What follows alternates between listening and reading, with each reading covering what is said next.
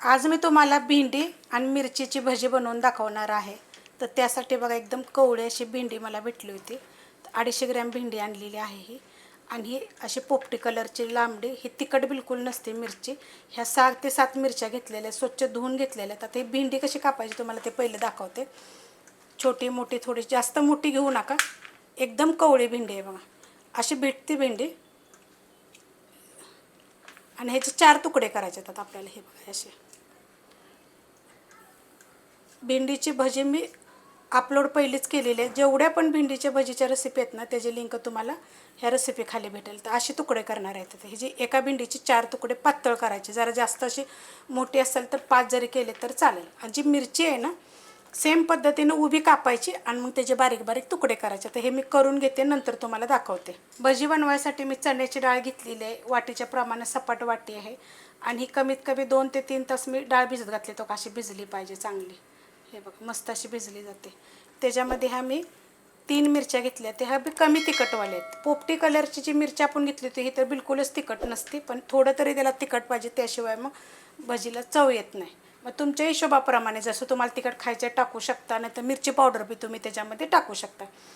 हे एकदा मिक्सरला फिरवून घेणार आहे. जर तुमच्याकडे धने पावडर नसतील का नाही, त्याच्यामध्ये थोडंसं जिरं आणि थोडंसं धनं तुम्ही मिक्सरला फिरवू शकता. तर हे मी थोडंसं फिरवून घेते. डाळ बघा अशी बारीक करून घेतलेली आहे. हलकी हलकीशी त्याच्यामध्ये डाळ आहे बघा. एका डाळीचे 2 तुकडे आहेत. एखादी पण डाळ राहिलेली आहे.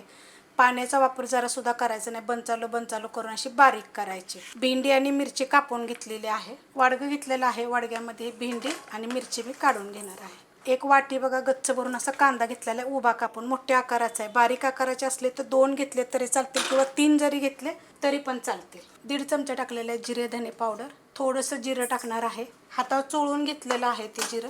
थोडीशी टाकायची हळद. ओवा घेतलेला आहे, तो पण असा चोळून टाकायचा त्यामध्ये. त्यात टाकणार आहे थोडीशी एकदम हिंग पावडर. 1 चमचा तांदळाचं पीठ. छोटे 2 चमचे मी ही चण्याच्या डाळ पीठ घेतलेलं आहे. मोठा चमचा जर असेल तर एकच घ्यायचा. आता ही जी डाळ आहे ना, हे सगळे मी काढून घेणार आहे. डाळ मी काढून घेतलेली आहे. त्याच्यामध्ये चवीप्रमाणे टाकायचं मीठ. त्यात टाकणार आहे कोथिंबीर. आणि हे सगळं बिन पाण्याचंच आपल्याला मिक्स करायचे. जरासुद्धा पाण्याचा वापर केलेला नाही. अशा पद्धतीत चांगलं मिक्स करून घ्यायचं का असं. मी ना काल ना रेसिपी एक अपलोड केलेली आहे. कोबीच्या ज्वारीचं पीठ वापरून वड्या खूप चविष्ट झाल्यात बरं का. एकदा जरूर करून बघा. आणि तुम्ही रेसिपी बघितली का ती पण मला कमेंट करून सांगा. की ह्या आठवड्यामध्ये खूप रेसिपी टाकलेल्या आहेत मी ज्वारीच्या पिठापासून. तर आता आपण बनवायला घेऊया. तेल ठेवलं होतं गरम करायला. गॅस आहे मोठ्या बर्नेलचा. आणि टाकताना आपल्याला मिडियम गॅसवर तेल गरम केलेलं आहे. आता हे टाकताना बघा, हे असं झालेलं आहे ना पीठ. तर हे बघा, जास्त मोठे टाकायचे नाहीत. हे असे अशा पद्धतीने.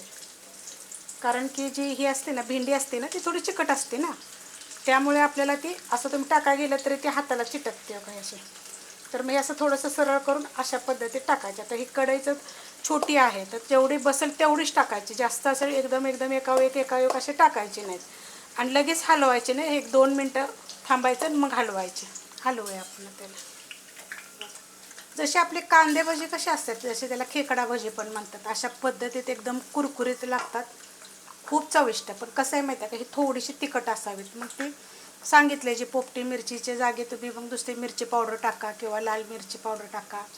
अशा पद्धतीत ॲडजस्टमेंट करून तुम्ही थोडा बदल करू शकता. पण साहित्य सेम घ्यायला लागेल तुम्हाला. गोल्डन कलरवर फ्राय करायचे. बघा किती मस्त असा कलर आलेला आहे. आणि बिलकुल तेलकट नाही, जरासुद्धा तेलकट नाहीत. हे बघा इतके छान लागतात ना चवीला. करून बघा. मी खूप रेसिपी तुम्हाला वेगवेगळ्या पद्धतीने दाखवते. पण हल्ली काय होतं, कोणी कमेंट करत नाही, रेसिपी शेअर करत नाही, ती लाईक करत नाहीत. माहीत नाही काय झालं आहे ते. पण तुम्ही अशा पद्धतीत एकदा जरूर कुरकुरीत एकदम भजी का गरम गरमच पकडून दाखवले. हे बघा तेलकट नाहीत, काही होत नाहीत. झटपट रेसिपी दाखवते. एकदा करून बघा. राहिलेल्या अशा पद्धतीने मी करून घेते. रेसिपी कशी वाटली मला कमेंट करून सांगा. आवडली तर लाईक करा, सबस्क्राईब करा, कमेंट करा आणि शेअर बी करा.